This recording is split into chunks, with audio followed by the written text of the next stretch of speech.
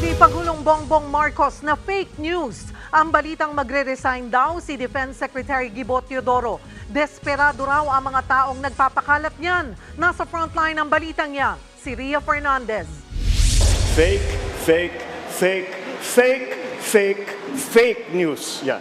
Yan ang sagot ni Pangulong Bongbong Marcos sa bali-balitang magre-resign na raw sa kanyang gabinete si Defense Secretary Gibo Teodoro.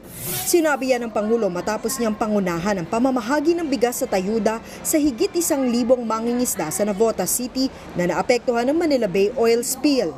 Sa isang punto ng panayam kay PBBM, tinawanan pa ng Pangulo ang issue. Wow. Talaga? May lumabas na balitang gano'n. Nag-resign daw si Secretary Gilbert Teodoro. Talaga naman. Kaninang umaga, tinawagan daw agad ni Pangulong Marcos si Secretary Teodoro para magkalinawan. Tinawagan ko siya kaninang maaga-maga, magre-resign ka daw. Bakit? Sabi niya, bakit paalisin mo na ako? Sabi ko, bakit kita paalisin? Wala naman tayong problema. Hindi, yun ang lumabas na balita. Sabi niya, huwag natin papansinin. Sabi ko, pero kailangan natin sagutin. Natawa man si PBBM sa chismis ng pagbibitiw ni Teodoro, seryoso naman ang mga banat niya sa mga nagpapakalat ng fake news. Ito mga desperado, nag-iimbento na lang ng istorya para gumawa lang ng gulo.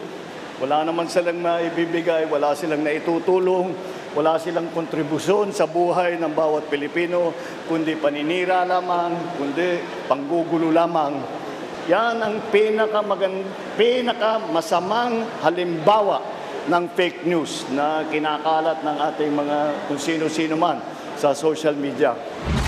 Bagamat walang pinangalanan si PBBM, pinaalalahanan niya ang publiko na maging mapanuri at maingat sa mga nababasa online. Huwag daw agad maniwala kung wala itong pruweba. Sakali mang magkaroon ng pagbabago sa gabinete ng Administrasyong Marcos, mismong ang gobyerno raw ang mag-aanunsyo nito. Hindi sila ang mag-a-announce, walang alam yan. Kami ang mag-a-announce. Sa kasalukuyan, ngayong araw ito, walang pagbabago. We have the advantage. We know the truth. So we will give it to you as soon as we can and as quickly as we can so that people understand what is going on. Wag po kayo ngayon.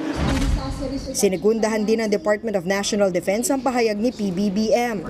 Nakafocus daw si Secretary Teodoro at ang DND sa pagpapalakas ng kakayahan ng bansa para protektahan ang ating teritoryo at soberanya.